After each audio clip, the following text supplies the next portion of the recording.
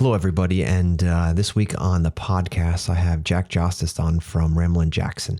And we're going to talk about a lot about marketing in this new economy and also talk about things like adding pricing to websites. And we actually even have a gentleman who reached out and asking about paid ads on Google and Facebook, if it's really worth the investment. We're going to unpack that as well. So you're not going to want to miss this episode.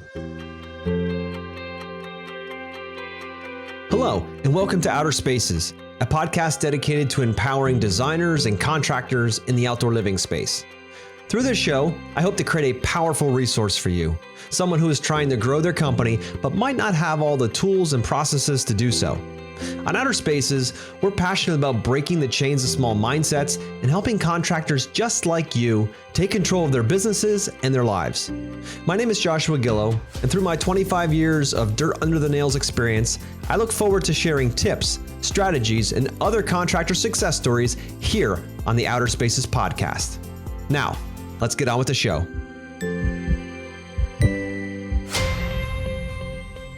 Hello, welcome back to the Outer Spaces podcast. This is your host, Joshua Gillow. This episode is brought to you by Yes Express, where we teach you how to get more yeses with less stress. Today, we have President and CEO of Ramblin' Jackson back on the show. He's the author and host of the Landscaper's Guide to Modern Sales and Marketing podcast. His name is Jack Justice. What's going on, Jack? Hey, Josh. Thanks so much for having me back. Good to be here. Yeah, absolutely, dude. So I wanted to bring you back on the podcast and to start talking a little bit about what's going on out in the marketing world. I know this is your bread and butter when it comes to the landscaping space, especially. What should our listeners be doing, thinking about all that stuff as economies are changing and they hear all these scary thoughts of interest rates and inflation and all that, and some are feeling no bump.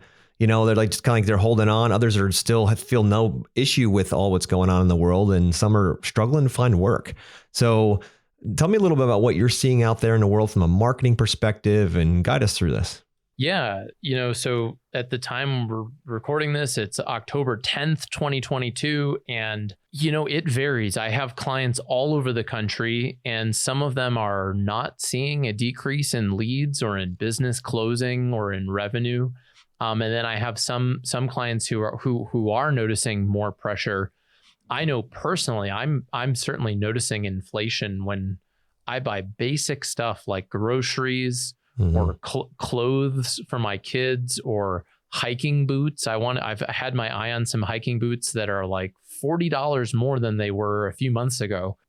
So I think we're seeing inflation, and it's impacting people's personal finances significantly. One of the things that I am seeing, though, is still a lot of demand for landscaping, a lot of demand for landscape design, build, maintenance. I'd say most of my clients are noticing it, but they're still seeing a healthy amount of demand.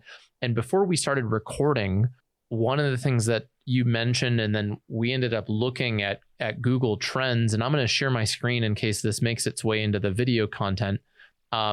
So Google Trends is a cool tool that you can use to see trends for searches on Google. And I'm looking over the last 5 years, the searches for landscape design.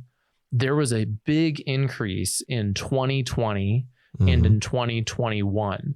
Yep. And one of the things that happened during that time was the shutdown of our economy and the shutdown of travel. So people were staying home. This whole shift to work from home increased. People weren't traveling. They had more of the money that they were going to spend on travel. They now were just saving. Like I, for instance, had 3 weddings I was going to go to, and I didn't, right? So I saved a lot of money. And then there was all of this stimulus money, and some people got the PPP loans, and there was, right? So there was kind of, I feel like the demand for landscape design services was artificially increased, or at least accelerated. Maybe people were going to buy landscaping 2 or 3 years from now, but now, okay, well, I guess we can't travel and we have the stimulus money. Why not spend it now? Yeah. So when we look at then the trends for this year, for 2022, the peak in the spring for searches of landscape design was lower than it was in 2020 and 2021, but it's kind of back to normal. It was back to like where it was before the pandemic. Yes. So I think it, like, when we compare the demand for landscape services right now in fall 2022, it is probably less than the peak of during the pandemic. And it is maybe back to normal. And then also, right, then there's the whole inflation thing that we can't ignore. So I think it's just important to kind of look at that and take a step back and look at, like, I like to look at like a 5-year period. And when I do that with many of my clients who have been in business for a long time, and they've also had their sales and marketing working for them during that time period, they're saying, yeah, it's decreased, but it's kind of back to a normal level. Yeah, well, that's the same way we're feeling here in Pennsylvania. It's with my design managed practices. Obviously, 2021 was off the charts. Everybody got off the charts. It's crazy. And I know a lot of people started businesses during that time to feed the demand, which is amazing. We've been in business. I've been in this industry over 25 years, so I've seen the ups and downs. But your chart says it beautifully. That we had a big bump in that 2021 time frame. Everybody was home, and they all hated their backyards at the same time. And then now they're back to being more free flow, and they can spend their money in a lot of places. So things are kind of normalizing. Now, interest rates are not going to be super helpful, but there's still plenty of equity and people are still working. When they talk about recessions, it's usually different. Usually they're on a high unemployment. No one has any money. That's a whole different animal. This is a different bird right now.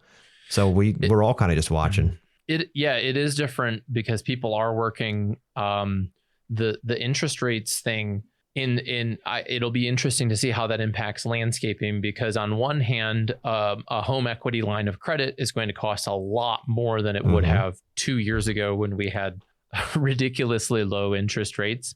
Yep. And on the other hand, the real estate market is cooling down. People are not moving as much. Yep. And it could mean that they're going to stay and enhance their home. It could,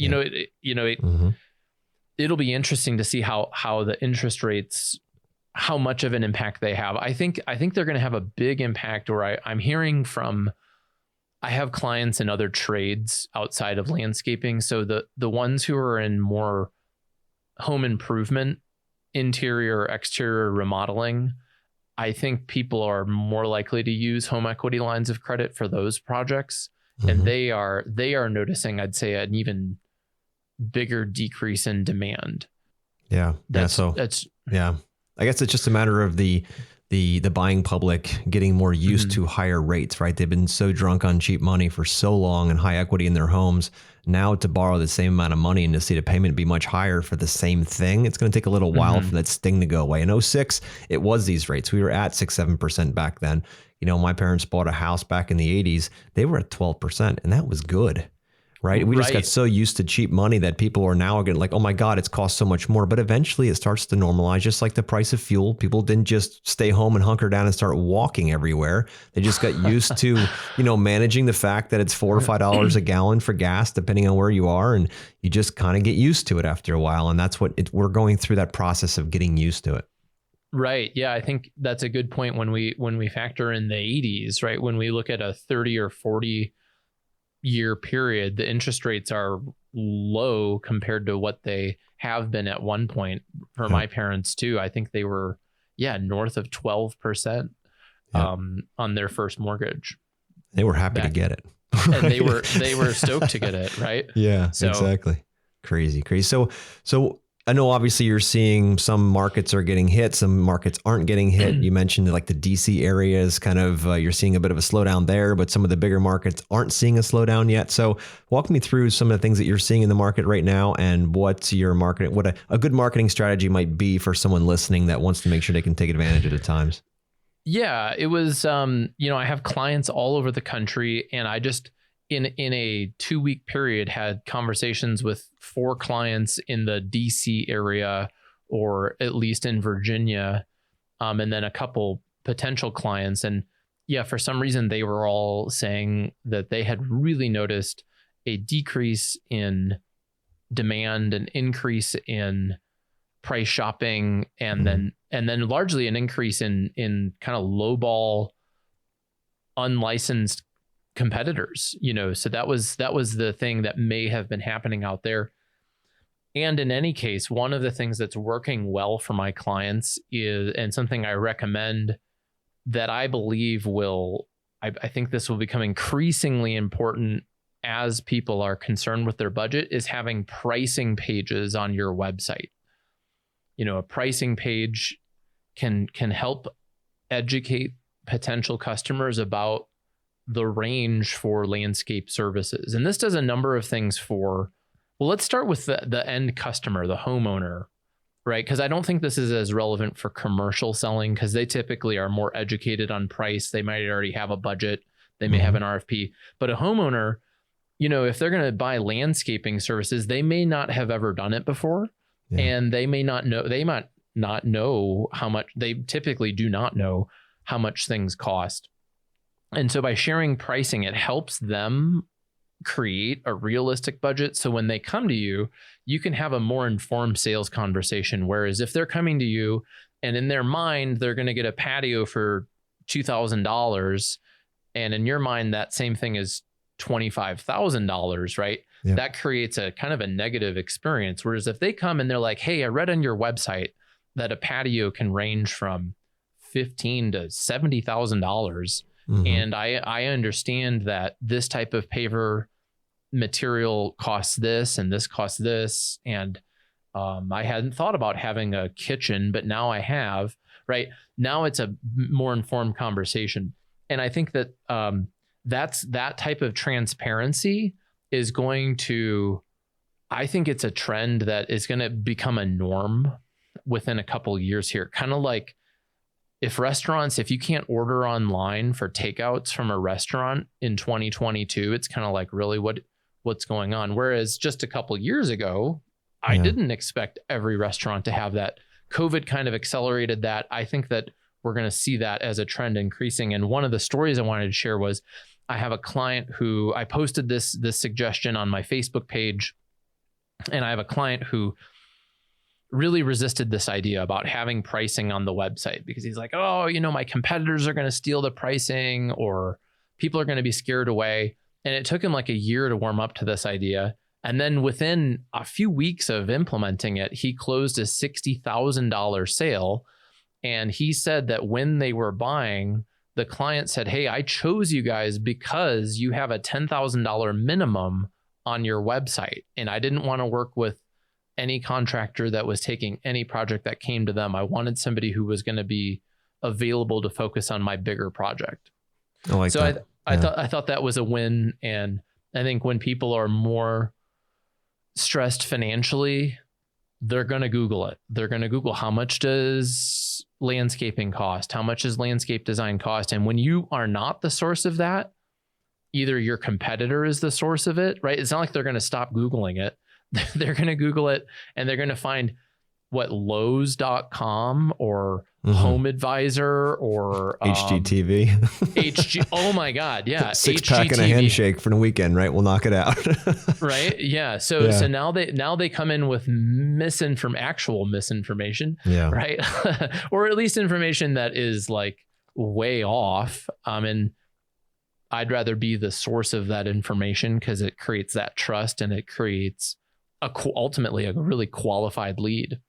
Yeah, no, and you're educating them too. That's a big part. I know I've been kind of pushing back against that concept, but I believe that this market, with people being more focused on, cost structure. Can we afford it? We're not going to waste their time unless we know we're at least in the ballpark, right? So this gives them the opportunity to kind of dip a toe in the water and see if it even makes sense. We've actually implemented something like that on the back end after they've worked through our initial process. Then we get into, what is landscaping, what is outdoor living costs? And they go through this, another process. They can see how much different chunks of money will buy them, so they can get a better sense of that. Because without that educated client, they're blind. I mean, we can't blame them. They don't do this all the time. You guys out there listening, you're like, oh, it's landscaping. You might do this every day, but your clients don't. They work like crazy. They're family people. They're trying to live their life, and the last thing they really realize is what the hell landscaping or patios or decks or pools will even cost. They have no idea. They do it once or twice in a lifetime. So we have to be that conversation with them, and you got to pick it up in your sales conversation with them. Make sure you know what budgets are and make sure they're realistic up front. Don't waste your time. Don't think your magical personality is going to open up their checkbook another 6 figures. It's not going to happen, right? They need to have those expectations set up front and deliver them at the end. So I like that. Well, and yeah, I agree with what you said. You know, they're not going to just magically open up the checkbook and know how much it's going to cost. And I also think that you can have some grace here, meaning you can have ranges that are very, very generous. And it's nothing that you wouldn't tell someone over the phone anyways. A lot of people get really stressed out about this, but it's probably maybe just record yourself talking about it with a customer sometime and transcribe it.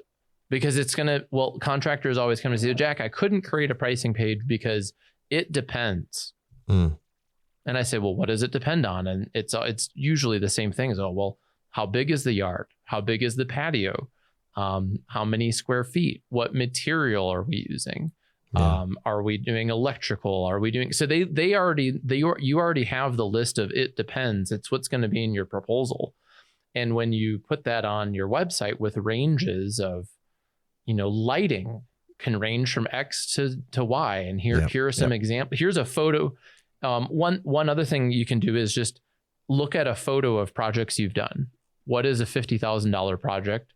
And why? What's a $100,000 project and why? And that can usually be enough to at least help people, at least weed out people also that are coming in with a $50,000 expectation for a $500 budget. Yep. 100%. And you're spot on with that. When you do ranges, guys out there listening, when you do ranges, you can be very open to that. You could say, this is $25,000 increments, 50,000, 10,000, whatever your spread is fine. But make sure you're shooting a wide spread so that if it is a very strong incline in the back and you need a retaining wall, that you can still kind of fall between it. If it's something flat, then you might be on the bottom side of it, but don't try to nail it to $51,352. Like, don't try to do that. That doesn't work. You're going to shoot yourself in the foot constantly. But if you said, 50 to 75,000 for this, okay, cool. People are like, all right, I'm either in that range or I'm not. It's really very simple. The $500, I thought I could get it for $500 to $1,000. They're just going to bounce right off your website, which is what you want. It's a filter. Get them out right before they waste your time. Love it. Yeah, no, absolutely, dude. So are there any different, I know that there's a big mix within the market right now, but is there any new tips you're seeing, different strategies you're implementing in the marketing side to help your people become more efficient and more profitable while they're marketing? Well, a lot of it is these things like the pricing page is a huge efficiency boost because one of the challenges I see is when contractors are spending a ton of time with unqualified prospects and they're getting to the budget part of the conversation very late in the conversation, sometimes even after driving to somebody's house and meeting with them. Yep. And so I think the more you can help people understand the process, the steps of becoming, of building their landscape and the budget, the more efficient you'll be. So one of the key steps that has been working from a sales process standpoint is a scheduled phone call. So having a phone call with people and then sending them some things before that phone call, like a process page and a pricing page. So that way on that call, you can say, hey, I wanted to just review a couple things with you, our rough price range and an overview of our process. Have you had a chance to look at our price ranges? Oh yeah. If you send them that, they will devour it. Right. And now if you give them brackets, you can say, so which price range did you think you were in? Yeah. Oh, we think we're in price range 2 because we don't want a fire pit. And we notice that the really expensive ones have a fire pit or whatever it is. So that's been a huge efficiency boost, is like kind of integrating the sales process into the website. And so that way they've already read about it. And now we're kind of just doing what we told them we were going to do. We're going to have a conversation about X, Y, and Z. That combined with online scheduling for that phone call has worked really well. So I have a couple clients who are north of 6 million in revenue, and they have multiple departments. They have a commercial department, they have a maintenance department, they have a high-end design build department, and then they also have just like a landscape installation department. And what we've done is we've automated, if you select commercial, you see the calendar for their commercial salesperson. Got it. Instead of the call coming into the front desk and them saying, oh, you need this, they were literally, I mean, I use sticky notes here too, but literally saying, great, I'm going to give a sticky note to Carl and Carl will get back to you. And meanwhile, Carl's out in the field at a job site. He's doing an estimate the next day. 4 days go by before Carl gets the sticky note, right? If we can have Carl's calendar synced with our system, we can just book an appointment for Carl. Nice. Or if we do get a lead on the phone, we can say, hey, great, I understand you're looking for commercial. The next step is a phone call with our commercial sales manager, Carl. I'm looking at Thursday. He has some openings between 1 and 4. Do you have any openings for a 15-minute call during that time? Right? That can help shorten the sales process, make Carl's life easier. And then you can even automatically send the customer testimonials from commercial clients, or if you have an intake form or whatever it is you need them to do. That's been a huge, I'd say, efficiency boost is getting the company on the same page around that. That also requires, though, that Carl keeps his calendar up to date. Correct. Yeah, right. Exactly. Yeah, that's a huge that's one. also a good thing from a communication standpoint within the company. Is like, all right, cool. Carl's going to be out at the Costco. He's doing a Costco sale, and he's going to be there for 3 hours. Like, cool. He has it on his calendar. It's not even available now in the online scheduling. I love that. And do you have a certain app that you're using for that visibility that you could recommend to our listeners that they might be able to integrate something like that? Yeah, there are a few tools out there. One of them is Calendly. Another one that I prefer is called Schedule Once, and I use it myself. In fact, I think you may have used it to come on my podcast, right? Or maybe we emailed about that. I think we emailed, maybe we just emailed. But I prefer Schedule Once, and the reason I use that is it has more advanced customization for what's called conditional logic. So when I just went through, like, do you want commercial and you want to see this calendar? Do you want residential and you see this calendar? At least when I started using Schedule Once a couple of years ago, it had, I'd say, superior customization. Got it. Well, that's super helpful, especially for different departments. But just the concept of having an automated schedule like that either someone in your office is looking at so they can see the gaps in your schedule. That's really what it does, right? It's a gap finder and in your schedule. And as long as you're keeping an up-to-date schedule on Apple, iCal, or you're in Google Calendar, wherever you're at, as long as you're keeping it up to date and there's space in that schedule, it'll try to populate it. And that's the cool part about it, because you don't have to. You could send a link to your people, to your clients. You can send a link to other people, just like when we book podcasts like this, we send out links and then you find something that works for you. And next thing you know, it populates in your schedule automatically, as long as you keep your schedule as well. And it does take a little bit of discipline, but man, is it a time saver? Holy moly. And then to reschedule is cake. So that's really the cool part about it all. Well, and a cool story was I was interviewing one of my clients to help me with my own landscaping, and their sales manager was at my house. And at the end of the meeting, I've worked with them on their sales process. I knew I needed to schedule a meeting with them to review designs with them. And he pulled up his calendar and he said, hey, I got to tell you something really cool. After this, I have a scheduled phone call with a new potential client. And the cool thing is he had been on vacation for a whole week, and he came back and that appointment was just on his calendar, right? He didn't come back to a pile of sticky notes of people to call. He had an appointment on his calendar. Yep. And so it can really alleviate a lot of that stress, especially if you're running your own business and maybe you are the sales department and you are the project manager and you are everything. It's stressful, and it's stressful to take time away from your business. And I think having the online scheduling just gives you some additional time back. Maybe it's even an hour a week or two that you'd spend emailing people. That's a lot when you're working 80 hours a week. If we can get you to 79, that would be pretty cool. Absolutely. And that hour could be spent with your kids or your family, you know what I mean? Or working on your business, right? There's just so many things you can do at that time. And, you know, the goal is to automate as much as you can and not to replace the human function of the sale, right? It is so important for the human, you know, for humans to speak and to listen to tonalities of voice and all like that. That's a non-negotiable.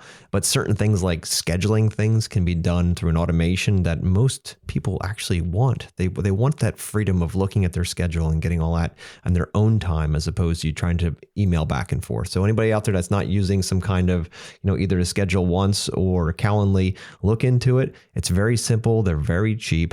You will have to be disciplined to keep your schedule lined up, but it's a game changer. I mean, it is absolute game changer. Love it. That's awesome. So any other thoughts you have about, you know, how we're moving into a different world here, higher interest rates? I know we kind of bounced a couple of ideas off. Anything else you're seeing out there that's interesting in the marketing or sales side before we bounce into the next segment? Well, one thing that I think will continue, it's similar to people Googling pricing or being price sensitive, is reviews, right? So if I have less money to spend, but I still want to buy something, I'm going to do more research and I'm going to make sure that I feel like I'm investing my money with a company that's going to deliver quality.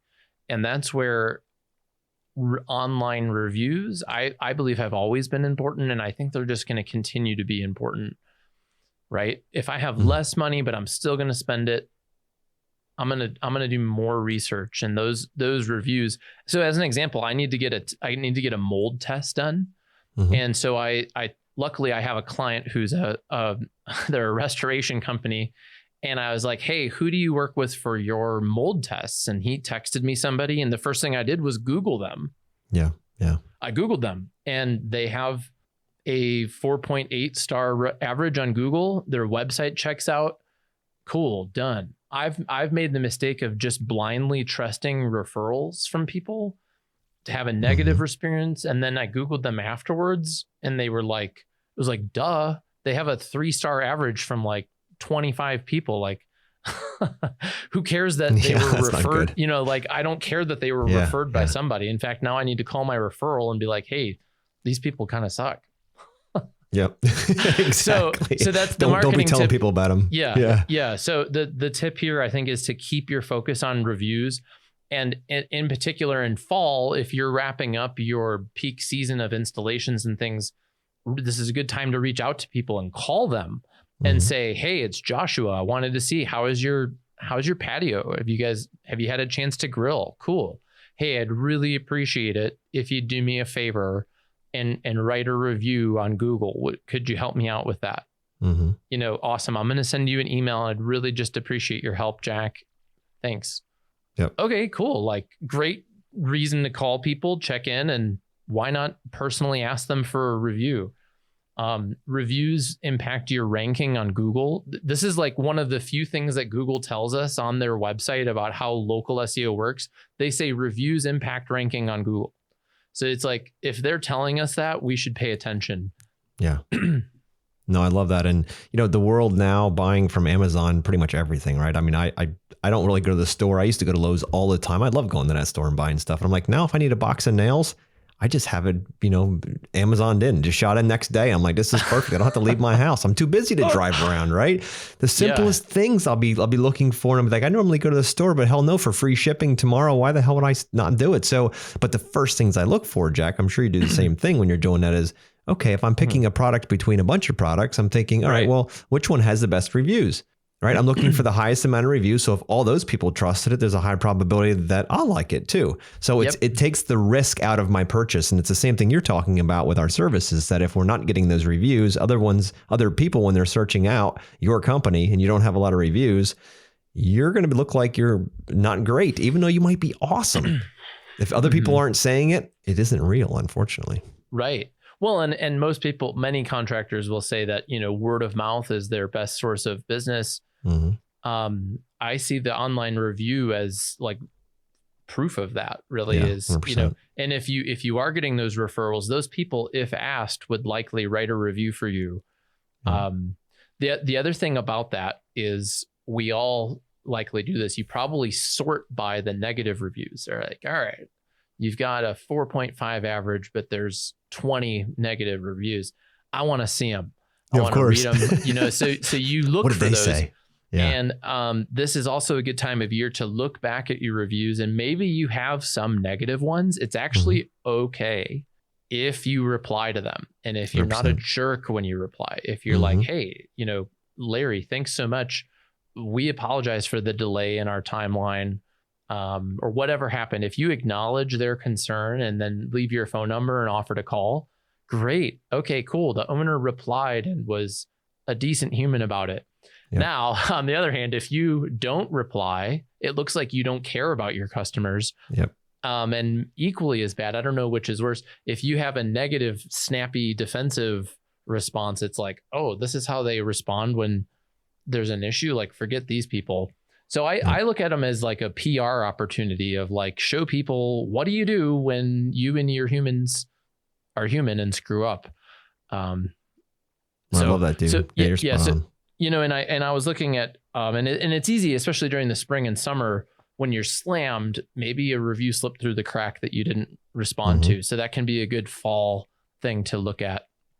No, I totally agree, dude. And you're right. I honestly think that bad reviews are an amazing opportunity to showcase you, right? The company, because that's the first thing you look. If you looked at, someone had 300 reviews that were all 5-star and they had 1 star, which one are you going to look at, right? It's human nature to want to go look at what that was about. And when they say like, oh, he didn't show up, he was overpriced, he was cocky, whatever, like some kind of review that wasn't great, you then have the choice, as you mentioned, right? You have the choice of going in there and being some idiot and saying, Mrs. Jones, you're a pain in the neck. Your dog crap all over the yard. I didn't want to do the project. You were late. You didn't have a budget. Like, you can sit there and just slander all you want. But the next person, trust me, it's tempting, but it doesn't make sense. You got to empathize with them and say, Mrs. Jones, I totally understand. Maybe it didn't work out that way. Maybe we can have a phone call or something like that. Because others are going to read it and say, oh, wow, they seem like normal people. Like they're humans. Things happen. But when you go at them trying to show the world how awesome you are, that's going to not play well for you in the future. But when you go with empathy and you try to fix a situation, you get an opportunity for your true nature to shine. And others are going to look at that and be like, bad review, that's great, but look how awesome they are. So, or to your point, if you say nothing, then you're kind of admitting guilt, right? So it's like, okay, I don't want to say anything about that. And that looks bad too. So just go in there and write something and, empathize first and say, oh, sorry, Mrs. Jones, sorry, it didn't work out the way you wanted it to. Don't make a ton of excuses. Just say, look, I'd be willing to make it right. Just reach out to me, as Jack said, or something to that effect. And other people are going to be like, wow, okay, they're cool. Like, things happen. They get that. As long as you're going to make right by it, they're going to be cool with it. And if they're complete idiot clients, and I've had those, and I've had them leave reviews, you just come at them, with the most common. Actually, I tell people, and if you have these reviews on your website or on Google, reach out to me. I'd love to help you with the wording of this, because this is so much fun to do, and in a great way. You'll actually get more clients this way, because they're going to know that you're good people. Now, if you're listening to this and you aren't a good person, don't bother reaching out to me, because I'm not going to help you make people look like fools, but I can help you spin it around and make it an asset for you instead of a liability. So if that's something that you have, just reach out to us here and I'll be more than happy to help you with that. It's a simple process. I agree. Having an outside party can be helpful, because especially if you have Google Maps on your phone and you get a little notification like, hey, it feels great when you get a 5-star review, right, from a client. You're like, yeah, right on, go team, everybody. And then it can really hurt when you get a negative one, you can take if you don't feel anything, you're probably in the wrong line of business, right? If you don't, if you don't care about it at all, that's a problem. So having somebody else look at it, or make sure and if you can use humor in there too, I think it really helps.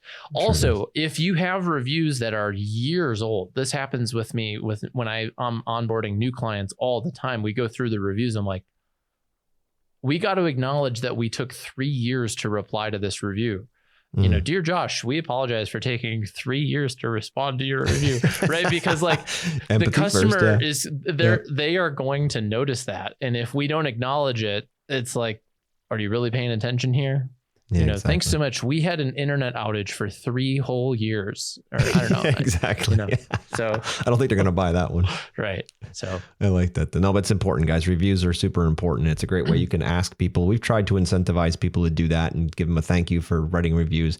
We didn't find much more value. They didn't find much more value in it because we got about the same amount after we tracked it. So really just reaching out with a phone call, stopping by with a little basket of wine and saying, guys, look, we finished this project. Thank you for choosing us. Would you mind writing us just a quick review, something simple? It helps other families just like yours get something like this for the family they grow up in, the kids that grow up in. So, if that you can find that in your heart, that'd be amazing and mean everything to us. And that kind of a delivery, that's how you'll get reviews. Some people just don't write reviews, right, Jack? I don't care how much you ask, how great a job you did, they just don't do it. But others, will. Yeah, I think you're right. So there's a couple reasons for that, and one of them is technical. And technical meaning not everyone has a Gmail account. So you need to have a Google account to write a Gmail or a Google review. That's right. And so if you have clients who use Hotmail or Yahoo or whatever, they're probably not going to create a Google account to write a review for you. Mm-hmm. Right. And they just won't do it. So that's one of the reasons we recommend using a review software for first party reviews. So first party reviews is when they write it directly on your website, and the program we use then also pushes them to write it on Google. But if we only go for Google and they don't write Google reviews because they don't have a Google account, we'll never get anything. So got it. I think that's it. And then some people just, they don't write reviews. They're just not going to do it. They're private people. They don't want people to know, or whatever reason they have. So if I'm a contractor and I want my clients to post in one place, like the most important place to get reviews, where would you suggest they do it? I would say Google. And the reason is word of mouth, or, a lot of people will say that their vehicle wraps generate a lot of business. Oh, we get a lot of word of mouth because people see our vehicles and our team is in uniform. What are people going to do? They're going to Google you.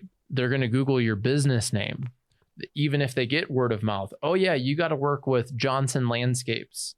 Okay, they're going to Google Johnson Landscapes on their phone just to get your phone number, and those reviews will show up there. So that would be at this time, while Google has the monopoly on search, I would focus there.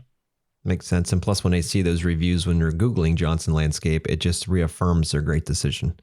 And that's really what it is, because that's all part of the buying process, is that reaffirmation of a good decision being made. But Jack, I could talk to you all day on this, but I'd like to jump into one of our listeners sent in a question for us, and I thought it fit perfectly for our conversation today. It's Steve W. He writes in asking, are paid ads really worth it? Because they've been working with a marketing company, and that marketing company is like, all you got to do is just throw money at Facebook, throw money at Google, and you'll be fine. You'll get leads. What is your experience with just throwing money at those two big giants and keeping your fingers crossed? Well, I've had a lot of experience with it, both advertising my own business, Landscapers Guide and Ramblin' Jackson. I have experience managing the advertisements for landscape contractors. And then I've also onboarded a lot of clients who were investing a significant amount of money into it. And I can tell you that across the board, I believe there's better use of dollars than paid advertising on Facebook and Google. One of the reasons is that most people do not click on the advertisements in Google.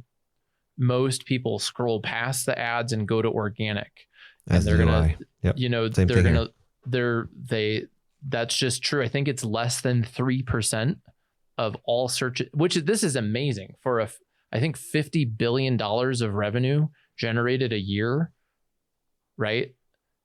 For Google, from like 97% of the searches on it do not result in a click on it. So it's still, it's not insignificant, but that includes searches for weather and who won the game last night, things that you don't really need to click onto anything to see. That's included in all those searches. But back to landscapers, what I found is that people who click on those, if they don't spend a lot of time on your website reading, looking at photos, and they just go straight for the kill and fill out the form, they're probably contacting a bunch of people, and they may be more price comparative than someone who's coming through a referral or organic search. On Facebook, I have found the same thing. I do think that Facebook can generate a lot of leads for people, but typically it's in neighborhood conversations, groups like Facebook groups. And that's really more of like having word of mouth. When somebody says, hey, who do you know who does landscaping in our neighborhood? That's where your clients, if they've had a good experience and they see that, they're going to say, oh, you got to work with Johnson Landscapes. And they tag your Facebook page and you have a bunch of reviews there. You've got photos. They click onto your website. They're like, yeah, these people check out. Yeah. In my book, The Tree of Good Fortune, I have the foundation of digital marketing. And I've worked with, at this point, over 1,000 clients over the last 13 years. And what we found is prioritizing what I call the foundational four, which is your branding and differentiation. Why are you different? And that includes your process, your website, local SEO, and online reviews. When you have those four things, your branding, your website, your SEO, and your reviews, you get found online by potential customers. And between that and then actual offline word of mouth, most of my clients have more business than they can handle, and they don't need to pay for online advertising. Yeah. Online advertising does have its place, though, because it takes time to build your website and your SEO and to get all of those Google reviews. And you can turn on the ads and they start getting traffic sooner than later. But one time, Josh, I did an audit for a client who was spending $6,000 a month between Google AdWords and Facebook ads. And they were saying it wasn't working. So I went through my audit, and I found that their website took 20 seconds to load. Oh, no shit. Wow. Okay. There's the problem. Right? Like, I don't know about you, but I would not wait 20 seconds for like anything on the internet. I just don't know why I would. So were the ads not working, or was like they were driving traffic to this thing that was broken, and they had a 3-star average on Google? Ouch. So like there's that saying, you can't put lipstick on a pig, or you can't polish a turd. Yeah. Right. So in this case, like if you're a 3-star company and your website is terribly slow, like you're probably not going to get very good results from Facebook or Google ads. Like you're just basically paying people to have a bad experience. Yeah, I hear that. Or No. And I also hear, I talk to people all the time about this, and, sometimes they'll reach out to a marketing agency and be like, what should I do? I need more leads, right? That's like the goal is leads. So they said, okay, well, we'll guarantee you 100 leads a month. Right. And I'm thinking like, maybe I can guarantee you 100 leads a month. Do you honestly think they're going to be that good? Right. So, and they're like, well, I asked them, how many did you close? And they said, I don't know, a handful of them. Right. And okay, if you're only spending $100 a month and you're getting $100,000 project, that's fine, on those leads, but it's not that way. It's thousands. Right. And then you're like, all right, maybe that wouldn't be bad if it converted to a $100,000 project. But most of those people, the leads they're sending them are like $1,000, $2,000 project, maybe something like that. So it's careful. The other thing that I found in my own leads that I got through Facebook ads, and then in the leads that we generated for clients when we were running them, is that people had like forgotten that they filled it out. I mean, most people are using Facebook on their phone at night. They're kind of like passively using it. And if they fill out the request a quote thing and they forget about it, I don't know. I'm curious though. Have you found people that are getting good results from paid, from either AdWords or Facebook? Because I know some people who are.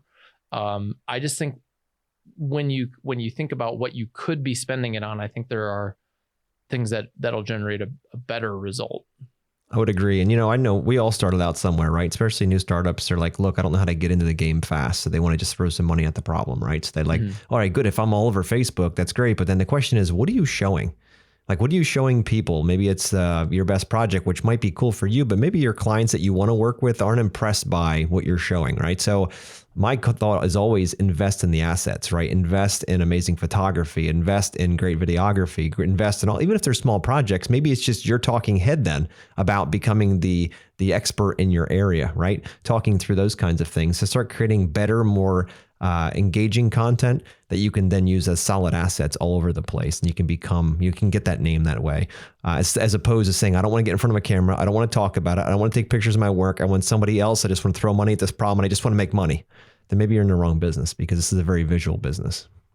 Totally. Yeah. The visual side is so important. Kind of basic stuff, right? And that to me goes into that foundational 4 of like having good photos on your website or on your Facebook page, you know, and I think when you've been in business for a long time, the projects you want to sell now may be different and bigger than what you were selling 5 years ago or 10 years ago. And if all of your photos are from back in the day, then people think that's what you do. You get leads for that. So I call it pruning, right? Going through your Google listing, your Facebook, your Yelp, Houzz, if you're using Houzz, and removing photos that are not as great and put up the good ones, even if they're just smartphone photos. But for sure, hiring a professional photographer is huge. Can really. It's not that stupid expensive either. I mean, a lot of people get scared to think it's going to cost them tens of thousands of dollars to do that. And some guys are that expensive and probably worth every penny. Right. But I know that we've never paid that much for it. Or just if you are more, artistic, maybe you just go buy a decent DSLR camera and you go out there and just start hammering on something. But just make sure it's not bright light. Go for the dimmer light in the afternoon, turn the lights on, put the fire pit on, make it look like something you just kind of happened upon. You're like, wow, I'd love to have that in my backyard. Like, take some time. This is going to be the future of your business. And to your point, if you're showing a bunch of paver walkways, front walkways, and you want to be an outdoor living company, it's not gonna translate. People are going to be like, wait, you say outdoor living, you talk about pools and decks and patios and fire features, yet you're showing me paver walkways and a couple of bush replacements and things like that. It's like they just don't jive. So they have to be in line. So maybe it is you take that first project on and do it up even better so you can get some great pictures. Make sure you take care of Mrs. Jones so you can take lots of great pictures of it and start pushing, because people want what they see. And if they don't see it, they're not going to want it. Totally. Yeah, totally cool. So Jack, any parting thoughts here before we wrap up? I think it's easy to get overwhelmed with all of this stuff we've talked about a lot. Facebook, Google, reviews. I would pick one thing and get it done, right? And then move on to the next thing. So you can, like your photos, that could be something that you work on for a couple weeks, is like removing old photos and getting the new ones on. That would be a really high impact thing for not a lot of effort. Yeah. I love that. I love it. Jack, so if somebody loved what you had to say out there, and I'm sure many will, how do they find you? How can they engage with what you're doing? Well, I'd love to send people a copy of the book, The Tree of Good Fortune. You can check that out at treeofgoodfortune.com. And also I run the Landscapers Guide podcast. So if you're listening to this show and you enjoy podcasts, you could just search Landscapers Guide wherever you listen to podcasts. It's also on YouTube, or visit landscapersguide.com. That has links to everything else. I love it. Well, thank you, Jack, for all your great wisdom that you bestowed upon us today. And, everybody listening out there, Jack's definitely available if you want to talk to him more about your marketing and to, pick his brain about what you can do to really grow and explode your company, regardless of the economic conditions we're in. Because, right now it's not looking as horrible as they originally thought. It looks like we're going to see a little bit better, a little timing here is going to be a little bit better with everybody still working, which is great. Now, if you guys have, like you heard earlier when Steve W. sent in his question, if you guys have questions that you'd love to have answered here on the podcast, send them in to us. You can send them to hello@yes.express. Again, that's hello@yes.express. Send them in. We'll take a look at them, and I'll try to find people that can talk about those things to make sure we have some good context and information to help you solve problems that you're dealing with on a daily basis. So, Jack, thank you again for coming on the show. And everyone listening, thank you, and see you next week.